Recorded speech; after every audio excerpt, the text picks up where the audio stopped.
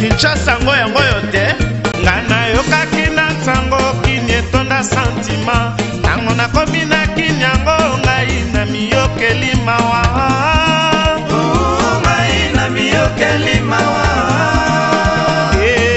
na miyokeli mawa pasi pala bawende pasi pala bafulu pasi pala bawende pasi pala bafulu ngai na miyokeli Bote bayimboka bino nyonso bozolanda Canal Futur Télévision na bandako na bino na émission na bino o bozolinga mingi Vox Pop. Vox Pop est une émission à proximité. Vox Pop est une émission où ils ont lutté contre ba anti-valeurs. O nyonso ezali anti-valeurs vraiment ezali mission la biso et sengeli et si la na mboka na biso Congo po kaka ndenge na lobaka to pronaka développement to on a besoin République démocratique du Congo ezala les pays oyo bato oyo bako envier bato nyonso bakolinga koya po baya ko se réfugier na mboka na biso Congo na bongo na mokola lelo toza sur terrain bayimboka tokolobela likambo etali matanga motuna na biso ya mokola lelo ezali ete matanga ya lelo ezali modernité to ezali détriment ya tradition na biso parce que toyebi ete toza ba africain toyebi lolenge nini ya kolela bibembe tolobaka toujours na Afrique to respectaka ba mort. Est-ce que situation wana ya respect ya ba mort ezali réel na mboka na biso Congo? Tozomona lolenge nini bayimboka bazali koya kolela na bandeko mais nakoloba na motuna oyo ngai mokote na ningaki na kita sur terrain na sur la bayimboka koyeba bango bazali ko banza boni par rapport ya likambo ya matanga tolanda lolenge nini bango bazali ko banza pe tokutana na bino tout juste après pona lelo ndenge tozomwana matanga ezosama na Kinshasa communauté moi fête mais selon nos coutumes matanga ezaka moi passe soki ndeko akufisi muto na ye tokendaka po tolela to partager kaka passe oyo eza nango bon tango akalanga na ebeki ele bongo te tango akaza soki muto akufi lelo lobi to bibisi to tsembe to libanda mangalala après toke kunda ngakuto normalement inande ba matanga ngo moyina matanga na kini vraiment et on m'a fait mais na ndenge te koyebela siko na culture ya bakino mikolo et communauté moi fête moko bonde bato bazo sala et comme le rôle la lien ya fête moko boye ore to na mawa mais au moins que nos dépenses et l'équipe et belé koleka na mbongo ya libala ya mariage on a koufaki la bombi matanga mona une semaine 2 semaines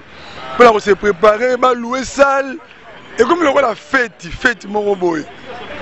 on a pas baké kunda mutu ba tikali ba komi ko mela ko bina ainsi de suite matanga koma ya feti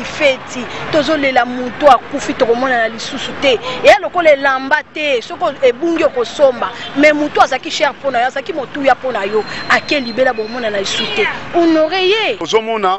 mutu azo préparer non ebembe wana ma samedi do fois que olukela mbasika alata mais on se nota to bosa que non to ana mayo po taper corps to gera enveloppe ka moko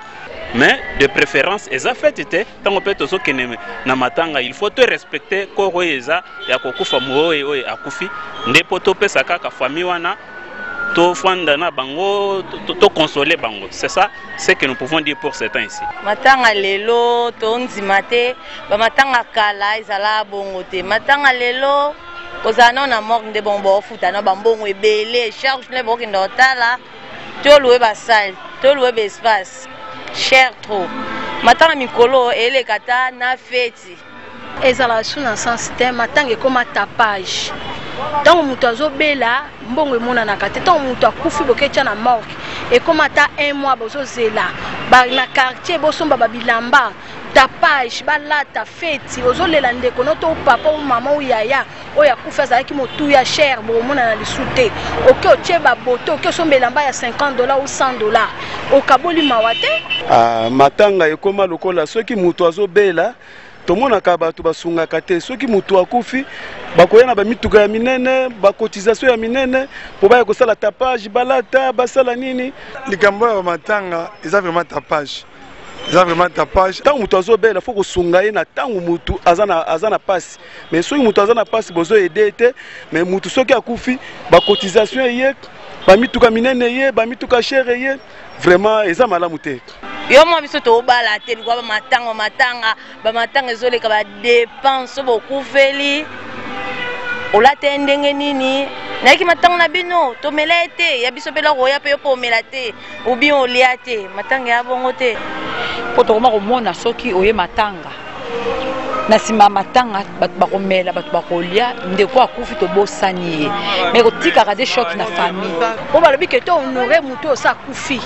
to honore ye biso sikoyo tohonoraka bango te tokoma nde bato bayeba bilamba soki mpe moto aye na matanga ameli te ale te akomi kotonga kotyola matanga ekoma tapage normalement eza ndenge wana parce que soki ntango bato bazosangana bongo ezaka mpona batapage mpona kosala n'importe quoi bayeka mpona mpasi ya motu wana te normalement ntango na biso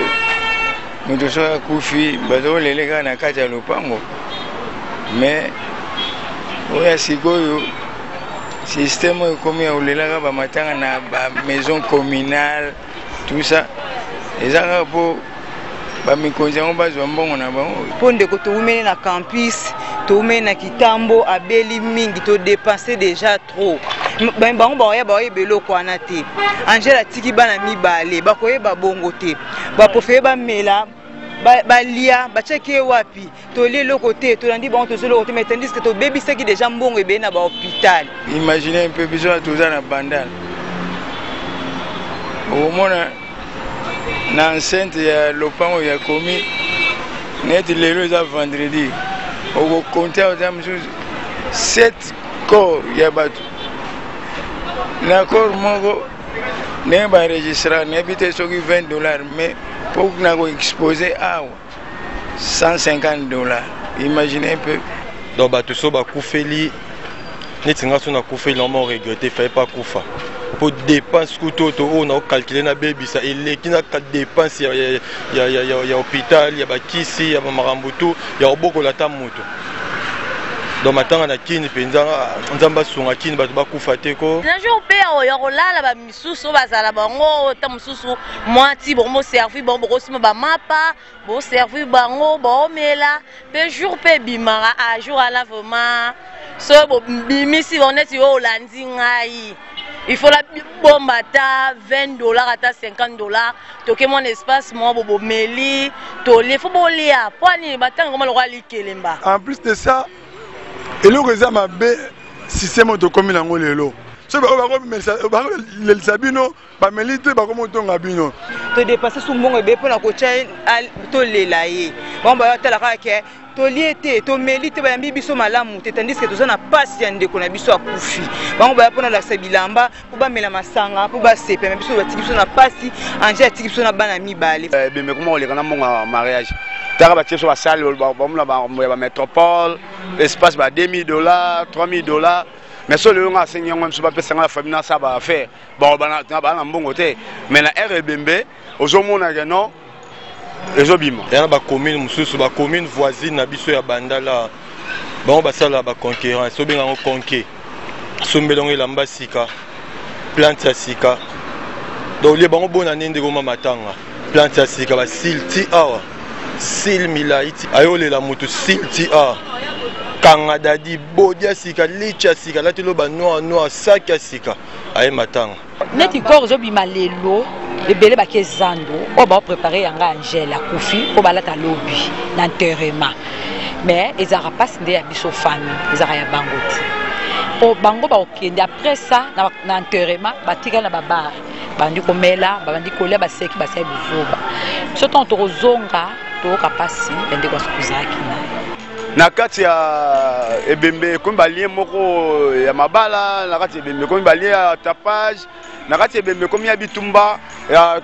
na kati ya ebembe komi keno nga alataka Dolce Gabbana nga nalati griffe boye donc amona ebembe na so ndenge cartonaki ya ebembe na so elekaki boye omonaki donc ekomi kobeta masolo concurrence vendredi samedi soki matanga eza 7 des fois eyaka ba 9 awa bon 150 fois 9 fois 7 tout ça bon wango ezalaka combien po ekendeke wapi ayolela moto mais après wana tunanga nini o tolandaki yo suka o tolandaki yo te sokolanda inga laksani dépense ba pe moko ekoki te dafa mela pena do matanga ye nzambe toyokango kana basango baninga bakufelaka tozongo vraiment na libota na biso to mouvement za pasi koleka bolue place à kolela mutu bolue ba bafle bolue ba kiti bosongisa bo donc eza pasi okina ba robe ba veste cher wena ba cercle cher okina mama bulu cher to comprendre te matanga mikolo yo elekela na biso mais ebembe moko ba tient 5 corbia ebembe moko ba tient 3 corbia donc bana quartier pe batika la tête ko ba desa seti likolo donc nyoso wana ezo créer ba bloc mo malamu te ba minka ju ba kenda okunda jour là libanda ba raté ba ya 10% mais jour là jour que kunda 300% ba ye après wana to landi yo alors to senga soki ba ko voter loi moko lokwa to mona na ba pays mususu on nga il faut ba supprimer makama ya ulela ibembenete na ba commune boye na ba enceinte ya maison communale tout ça ba supprimer au karma ba zonga système ya kala biso to zonzela matanga na ba lopango c'est tout ngai na sepelaki na likaniso bato bazoki ke matanga ezalaka na morke tozoke kolela système ya Brazzaville ti mukolongonge ekoka tozwi toke kokunda selon nga siko epesaki nga esengo po batapage wana esila il faut gouvernement ezoya bamekozwana une mesure ya bamakambo trop c'est trop l'état luka ataka lo babaki bachake boleli mutu na mogi baki bokundi mamonga na préféré nanga lo aneza la bongo pona kosunga ba dépense ba uniforme ba salle ba nini to dépasser mongo ebe to ko na basango po ba ninga biso mo ekwela ki biso eza vraiment pas nga na beti c'était pona lo ana bachaka ka bongo bon pona nga penza na ko accordango parce que hein tozotala alire tozoya nango ce n'est pas la peine hein boleli na mogi titi bosani boki bokundi ndeko tozongi baba voter yango netinga j'ai vu souvent en Angola tout le monde en Angola zaka mutu pe akufi bazui matanga eleki direct bakundi ou bien l'état ce qui l'état qui peut permettre bino bozwango pour tamoko mutu matanga la raté corps la raté corps yaka soka uti na hôpital et yela ndaku bomoni yango ekei pas de tapage pona nga na FC ba député bazwa likambo yo nanu balukela ngo solution ezwama mpo bamatanga ya lelo ekoma lokola fete ezonga sima banyongwe pai en tout cas basala effort soki bakoki kosunga biso eloko wana esila moto so akufi ezalaka fete te eza mawa toyei kokabola mawa nda bandeko baperdre mutu na bango soki bino boyeni su tosala bino su dépense vraiment pensez-vous-y donc c'est un peu conseil na ngai mama oyo na ngina loba kaka tango yoki muninga akufeli eza mawa yaka kokabola mawa oyebi te oyo ayo kozala ndenge nini toyaka po tozwa implice soki mutu wana azaki malamu yo pe odapte nga pe nasala malamu ndenge mutu wana akufa bana ekosala eza te oyo kaka po o bamona nga to ne lambo lakisa te voilà président Félix Antoine Félix Chilombo je vous bonne chance ameka kulungola ba salité oyo à côté pour toi la saleté makasi to pese temps to pese en tout cas moi temps aluka angwa ba salité nyonso wana kombola do ayo kutado lupango kutonda nango matiti so banda ko chumula mabulu pokuna eza ba voter loi wana pe ba septembre si c'est comme ça to mwa mboka musu ba Brazza ba place nyonso belé balbumbashi mutakufi ka bombamo balekisi ta musu bakokunda na Brazza so mutakufi. Pour nos élus que nous avons envoyés à l'Assemblée nationale, soit provinciale, nous pouvons aussi leur dire d'aller aussi voter une loi qui doit respecter les corps qui sont quittés à nos corps, nos proches qui sont vraiment quittés, de respecter les corps puisque quelqu'un là qui est appelé un cadavre doit être respecté puisque dans ces temps ici, nous n'avons pas encore le respect.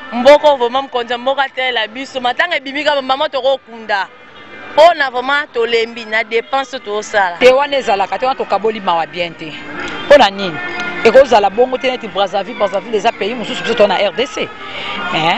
Bon, tokokende kozwa na morke. Tolalisi ye po tozala na mawa. Il faut quand le corps quitte d'ailleurs dans nos coutumes traditionnelles quand quelqu'un est déjà mort, on ne peut pas aussi vraiment partager ensemble avec lui. C'est quelque chose qui est déjà infecté, on peut l'amener à l'endroit, on peut les cacher pour qu'il ne soit pas vraiment un danger pour nous tous. Attention à filer le sobo zinga bochenga boke kundanga. Où est le mal? Merci na kei. Na ozonga soustin. ata bogarde ata bohonore nga ndenge nini. Lubumbashi Angola soko euti morgue bakekunda on amona ngo wana kutu mpe moi vrai moi faux nga pona ngai nde tosala ata lokwa baindien tumbi oka okufi totumbi okaka esili tozwi sandre toyebomba oka na pale komi na suka émission na biso ya mokola lelo bouti kolanda ba avis ya population lolenge nini basili na koloba na micro na biso ya Canal Futur Télévision ba mususu balobi ete corps esengeli euta kaka morgue directement bakena ngo na cimetière ba mususu pe balobi ete matanga na Kinshasa tozali susu na respect ya ba morte matanga ekoma na dépense moko exorbitante oyo tokoki même pas ko imaginer matanga toyebaki ezali place ya chagrin, place ya douleur. Mais wana ezali susu kaya matanga ya Kinshasa te et komi likambo yo batu ba komi ko décrier ko kufele komi un grand problème ko kufele komi situation moko ya pasi makasi batu ba ko landa ona matanga esengeli après enterrement esengeli ba mela esengeli ba lia soki ba lia te ba tongi yo to mona ki ndeko Claudel Lubaya autaki na ko pesa proposition na ye to mona ki on a ba réseaux sociaux autaki na koloba ete ye comme aza honorable azali député akoyeba na kopesa proposition loi wana na parlement bayeba na ko voter yango bayeba na ko régler secteur o etali ya matanga matanga ezonga na ndenge tozakolela matanga kala matanga ezonga penza na respect na yango mutu soka kufa esengeli to pese limemia po ye akufi esengeli to respecter ye mais likambo wana esengeli to soutenir ndeko Claudel Lubaya ekosala makasi mingi pe bandeko bauti koloba. C'était un plaisir très cher téléspectateurs. Merci à Trésor Zimambu qui était derrière la caméra, merci à Grand John et Yale qui sera au montage et merci à Patrick Mwamba qui était là pour nous assister. C'était un plaisir très cher téléspectateurs. Retrouvez-moi très prochainement dans un nouveau numéro. Tobeta lisusu kaka lisolo ndenge tomesana kobeta ekosala kitoko makasi. Bye bye. Kinshasa ngoya ngoyo te ngana yokaki na sango